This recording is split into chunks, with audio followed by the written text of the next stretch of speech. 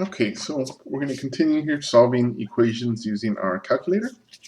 All right, and here we're going to look for equations solving between 0 and 2 pi again. We're going to round our answer to the nearest 100. Okay, so we're given this equation, negative 3 minus cosine 3 theta equals to negative 2.19. All right, this is one factor, so that's all inside that cosine is of that. Now, here is a little bit another wrinkle added from the previous one is where we have a coefficient in front of the theta. So we're going to have to modify our approach a little bit here, right? And I'll explain what I mean in a second here. All right. Now, the first step, or not the first step, what we would like is we would like to have cosine of the argument, whatever that argument would be, in this case 3 theta, and any number on the other side of the equation. Okay, so I'm going to start. We'll add 3 to both sides. Add 3, and then we'll get, this is 0, so we'll get negative cosine 3 theta is equal to 3 minus 2.19. That gives me 81 hundredths.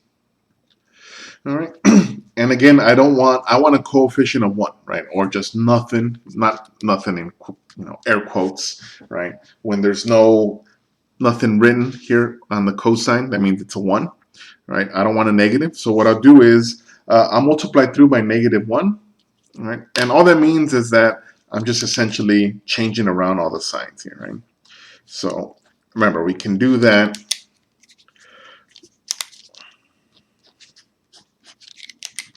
Right, we can multiply either side of the equation by any value we'd like. Here, negative 1 times negative 1. Right? And we have cosine of 3 theta is negative 0.81, right? And again, the overall effect is you just switch the signs around, right? Multiplication by negative 1. Okay, so now I have here what I want to apply my inverse, excuse me, my inverse function. If this is true, then that means that 3 theta must equal to arc cosine of negative 0.81.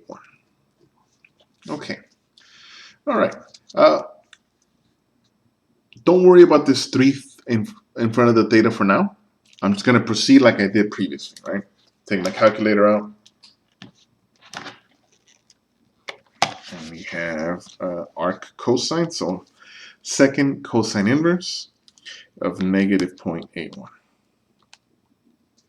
Okay, so we get 2.51. All right. Okay. Okay, so 2.51.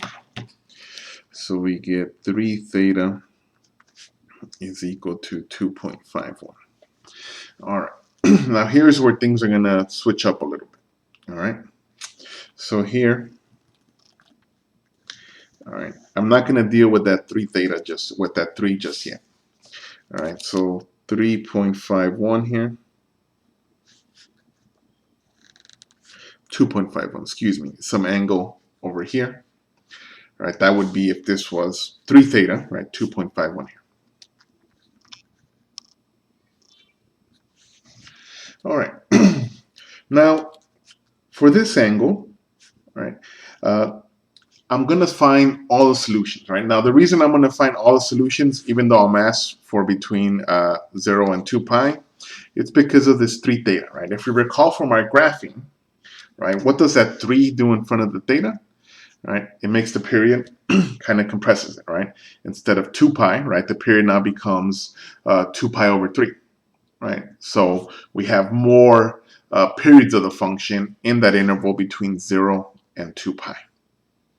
Okay, so the way I want to make sure that I don't lose an equation or lose a solution, right? So what I'll do is, okay, I'm going to find all solutions first, then look for solutions between 0 and 2 pi. So the way we do that is, again, this happens every 2 pi k, right? Where k is some integer. Okay. But I'm not quite there yet, right, where I can start plugging in values. Because where else is the cosine negative? The cosine is negative out here. Okay. All right. So let's call this alpha r for our reference angle. All right. So that'll be the reference angle here. That's also the same thing here, where we have alpha r. Right. So these two are equivalent, right? That's how our reference angles work. Okay. Now, how do I find alpha r, right? Alpha r. So here we would have, all right, it would be, pi would be too much, right? So to cut this out, it would be pi minus 2.51. Okay, so my reference angle would be pi minus 2.51. And that gives me 0.63. All right. Okay. So now I can find my other 3 theta, right? So 3 theta would not just be the angle in the second quadrant, but also the angle in the third quadrant, right? So the way that I would find that, now that one would be here, my other 3 theta would be pi plus this 0.63, right? That's how I would get the angle in the third quadrant, right? Because that's pi, and then that extra 0.63 from our alpha reference. So to do that one, pi plus 0.63, that gives me 3.77. Okay, so that 3.77 represents the angle here in that third quadrant. So again, still 3 theta, right? I haven't dealt with that, right? So it's that whole angle 3 theta would be 3.77 plus 2 pi k, right? And again, in both cases, k is an integer. Okay. All right. Okay. So now is when I'm going to deal with that 3, right? So if we recall here, so here, let's keep going here. So the first equation, 3 theta equals to 2.51 plus 2 pi k. Solving for theta, all right, because that is our end goal, right? We were asked to find theta, not 3 theta, between 0 and 2 pi. So I'll divide by 3. And we get theta is equal to, now remember, each one of these gets divided by 3. All right, so we get 2.51. Let me just, since we are dealing with decimal approximations, 2.51 divided by 3. That gives me 0.84.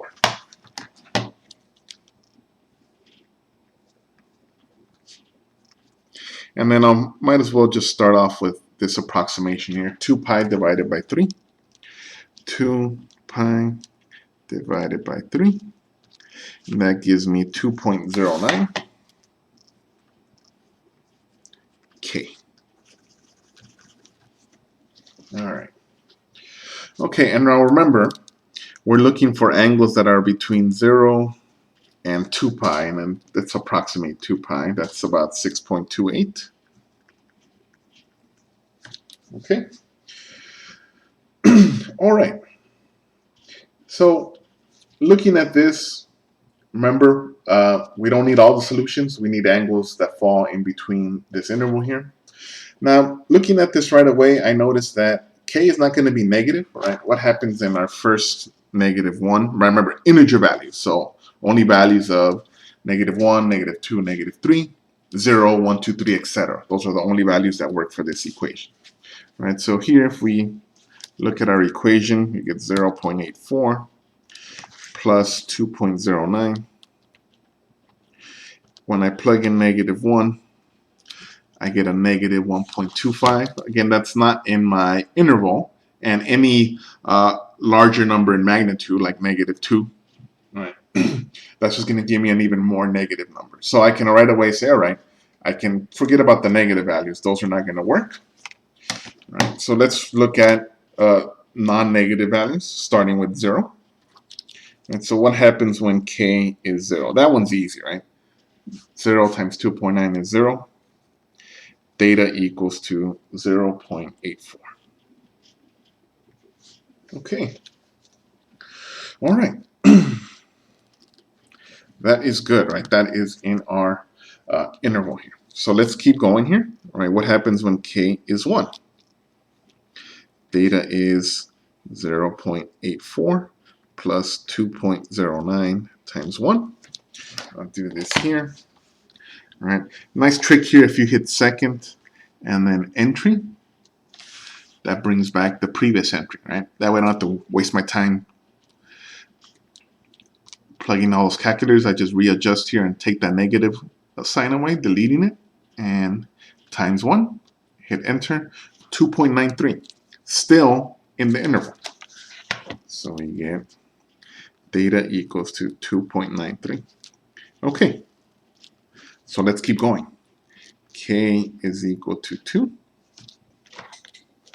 All right, so again, second, hit enter for entry because of the second, and just scoot over there, change that to 2, and we get 5.02.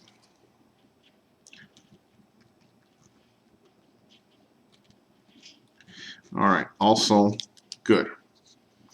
All right, now k is equal to 3. Got a feeling this one might be out of our interval, but let's give it a try here. 3, 7, 11, out of our interval. So we will reject that solution. Okay. All right. Excuse me. All right, now we're not done yet. All right, this was only our first equation. So let's take a look at this one right here. Let me move over to a new sheet of paper here. And let's bring our equation here. So the equation we found was 3 theta equals to 3.77 plus 2 pi k. Okay. All right, and again, let's start off by isolating the theta. Divide by 3 on this side and divide by 3 on the right side. Remember, all the terms get a division by 3. So this simplifies to 1, and we get theta equals to 3.77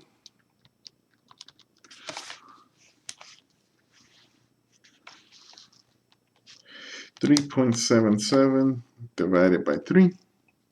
That's 1.26. And then 2 pi k over 3. So again, this was 2 pi divided by 3. You get 2.09. Okay.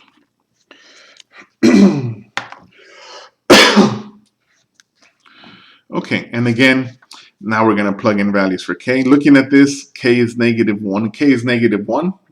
I can see right away, we're going to get a negative value, right? This is negative 2.09 at a positive 1.26. It's still going to be a negative value, right? So that one, we can say, all right, any other negative, right? Negative 2, negative 3 is just going to give me a more negative number. So I don't need to worry about negative values for k. I'll just look at the non-negative values. Right? And again, starting with 0. And again, if you don't see that right away, just plug in a negative 1 and you'll see out. That's going to be out of my my domain, right, where I'm looking for answers. All right, so when k is 0, that one's easy. Theta is 1.26.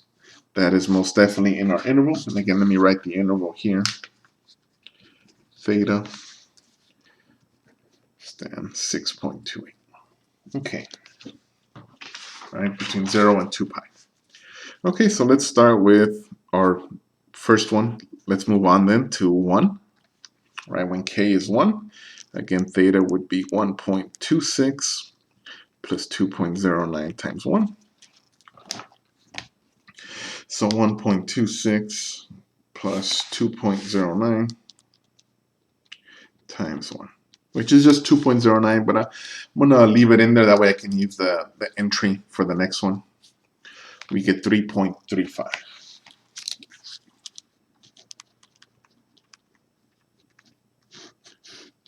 All right. And again, that one is still in our interval. So that works out. So let's try k equals to 2. Excuse me. All right. And again, we're just going to replace this with 2. Go to my calculator, second, and then enter. And we get, replace the 1 with the 2, and we get 5.44. Still within our interval there. So let's accept that answer. I feel like the third one might be out of range, but let's give it a check either way. So again, let's hit second enter, change that to 3, and we see theta in this case is 7.53, right? And that falls outside of our interval. And anything greater than 3 is going to be a number larger than 7, so we don't have to worry about those.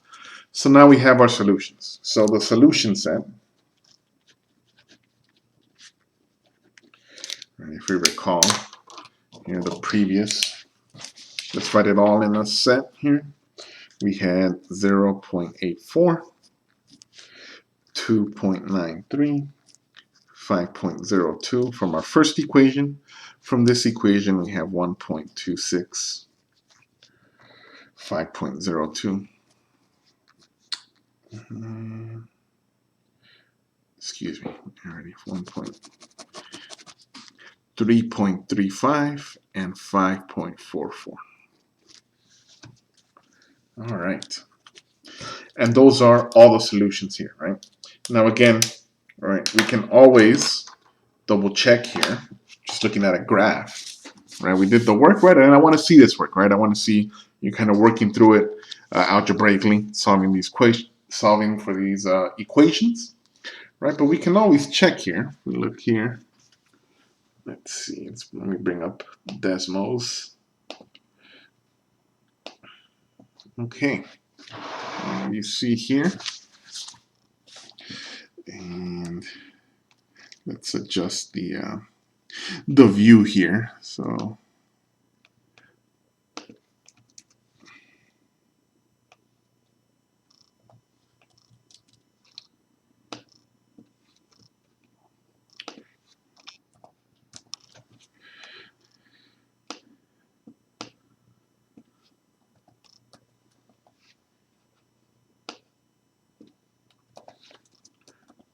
all right, so we get a nice big graph here, right? So here I have cosine 3x, right, and negative 0.81, right, which was our original equation once we solved where we had the cosine function on one side and then a numerical value on the other side. All right, and let me restrict the domain here, right, from 0.